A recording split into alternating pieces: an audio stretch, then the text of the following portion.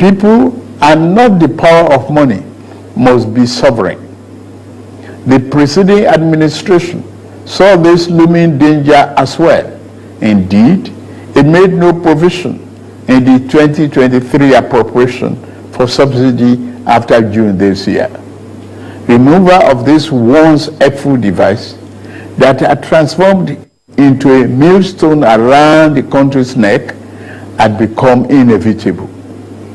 Also, the multiple exchange rate, the system that had been established became nothing but a highway of currency speculation.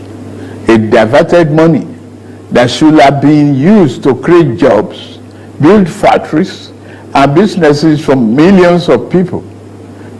Our national wealth was doled out on favorable terms to a handful of people who had been made filthy rich simply by moving money from one hand to another.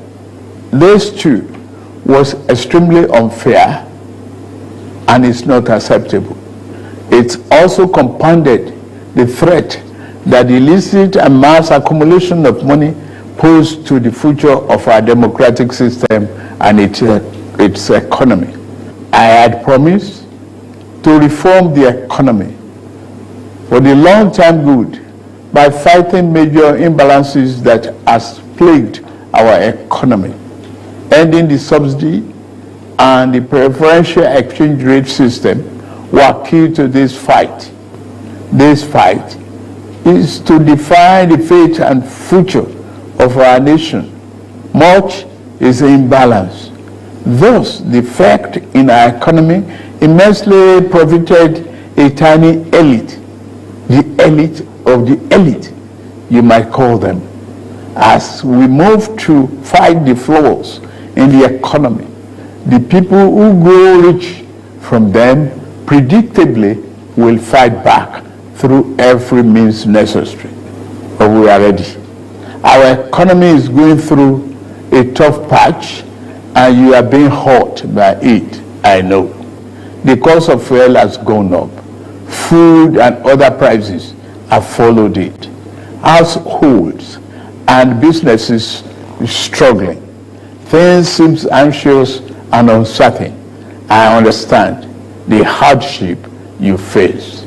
I wish there were other ways, but there is not. If there were, I would have taken that route, as I came here to help, not to hurt the people and the nation that I love so dearly. What I can offer in the immediate is to reduce the burden of current economic situation, which has imposed on all of us, most especially on businesses, the working class, and most vulnerable among us. Already, the federal government is working closely with states and local governments to implement interventions that will cushion the pains of our people across socio-economic brackets. Earlier this month, I signed 4 executive orders in keeping with my electoral promise to address unfriendly fiscal policies and multiple taxes that are stifling the business environment. These executive orders on suspension and deferred commencement of some taxes will provide the necessary buffers and headroom to businesses in manufacturing sector to continue to thrive and expand. To strengthen the manufacturing sector, increase its capacity to expand and create good paying jobs, we are going to spend 75 billion between July 2023 and March 2024. Our objective is to fund minimum of 75 enterprises with great potential to kickstart a sustainable economic growth, accelerated structural transformation, and improved productivity. Each of these 75 manufacturing enterprises will be able to access 1 billion credit at maximum of 9% per annum, with maximum of 60 months repayment for long-term loans and 12 months for working capital. Our administration recognizes the importance of micro, small, and medium-sized enterprises and the informal sector as the drivers of growth. We are going to energize this important sector with 125 billion. Out of the sum, we will spend 50 billion conditional grant to 1 million nano businesses between now and March 24. Our target is to give a minimum of 50,000 each to 1,300 nano businesses owners in each of the 774 local governments across the country. Ultimately, this program will further drive financial inclusion by onboarding beneficiaries into the formal banking system. In like manner, we will fund 100,000 MSMEs and startups with 75 billion. Under this scheme, each enterprise promoter will be able to get between 500,000 and 1 million at the maximum 9% interest per annum and repayment period of 36 months. To further ensure that food prices and the items remain affordable, we have had a multi-stakeholder engagement with various farmers and associations and the operators within the agricultural value chain. In short and in immediate terms, we will ensure stable food are available and affordable. To this end, I have ordered release of 200,000 metric tons of grains from strategic reserves to households across the 36 states and FCT. To moderate prices, we are also providing 225,000 metric tons of fertilizer, seeding, and other inputs to farmers who are committed to our food security agenda. Our plan to support cultivation of 500,000 hectares of farmland and all year-round farming practice remain on course. To be specific, 200 billion out of the 500 billion approved by the National Assembly will be disbursed as follows.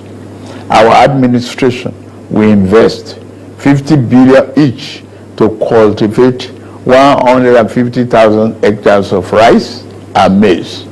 50 billion each will also be earmarked to cultivate 100,000 hectares of wheat and cassava. This expansive agricultural program will be implemented targeting small farm holders and leveraging large-scale private sector players in the agribusiness with strong performance record. In this regard, the expertise of developed financial institutions, commercial banks, and microfinance banks will be tapped to develop a viable and appropriate transaction structure for all stakeholders. Fellow Nigerians, I made a solemn pledge to work for you, how to improve your welfare and living condition is of paramount importance to me, and it is the only thing that keeps me up day and night. It is in the light of this that I approved the infrastructure support for the states.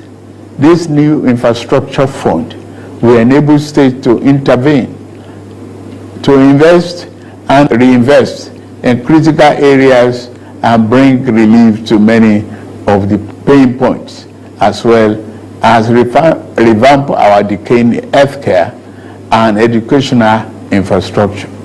The fund will also bring improvement to rural access roads to ease the evacuation of farm produce to markets. With the fund, our state will become more competitive and on a stronger financial footing to deliver economic prosperity to Nigerians. Part of our program is to roll out buses across state and local government for mass transit at a much more affordable rate. We have made provision to invest 100 billion between now and March 2024 to acquire minimum of 3,000 units of 20-seater CNG fuel buses.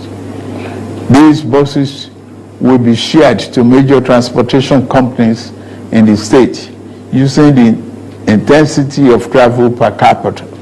Participating transport companies will be able to access credit under the facility at a maximum per annum 9% interest rate with 60 months repayment period. And then, in the same vein, we are also working in a collaboration with the labor unions to introduce a new national minimum wage for workers.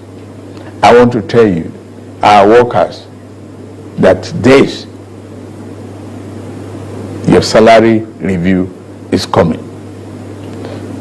Once we agree on the minimum wage and general upward review, we will make budget provision for it for immediate implementation. I want to use this opportunity to salute many private employers in the organized private sector who have already implemented general salary review for employees. Fellow Nigerians, this period may be hard on us, and there is no doubt that it's tough on us. But I urge you all to look beyond the present temporary pains and aim at the larger picture.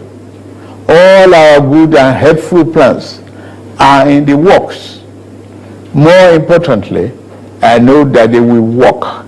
Sadly, there was an unavoidable lag between subsidy removal and these plans coming fully online. However, we are swiftly closing the time gap. I plead with you, please have faith in our ability to deliver and in our concern for your well-being.